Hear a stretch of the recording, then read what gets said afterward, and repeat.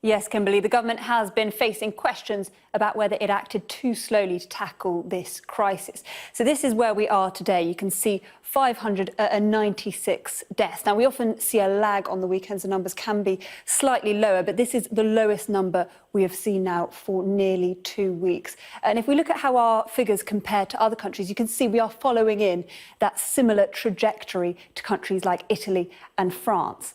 Now, the focus today has been on what Britain was doing much earlier in the outbreak, well before lockdown, at a time when it seemed the virus was mainly a Chinese problem. So let's take this same chart back to that first government Cobra meeting on the 24th of January. At this point, China had put Wuhan into lockdown. 18 people, you can see that line there representing the number of deaths in China. 18 people had died in the country. On the same day, Europe reported its first cases in France. The UK would see its first confirmed case a week later. Now, Italy locked down Lombardy on the 21st of February. A day later, we would see the first deaths there. But by now, the UK government had set out that plan to contain, delay, research and mitigate. It was nearly 2 weeks after that the first person died in the UK. And more than a fortnight after that we went into lockdown here. By then, there were 335 reported hospital deaths. And this is where we are now.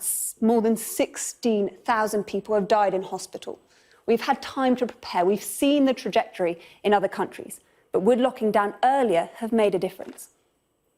And there isn't a simple right answer that says, press this button and it will all go away.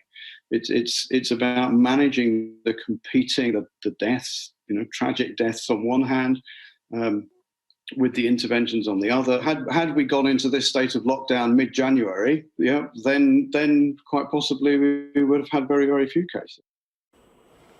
The government has always said its decisions will be guided by the science. But some of those very scientists are now warning that the threat of more waves of the virus in the coming months means it's too soon to say for sure whether the right decisions were made at the right time.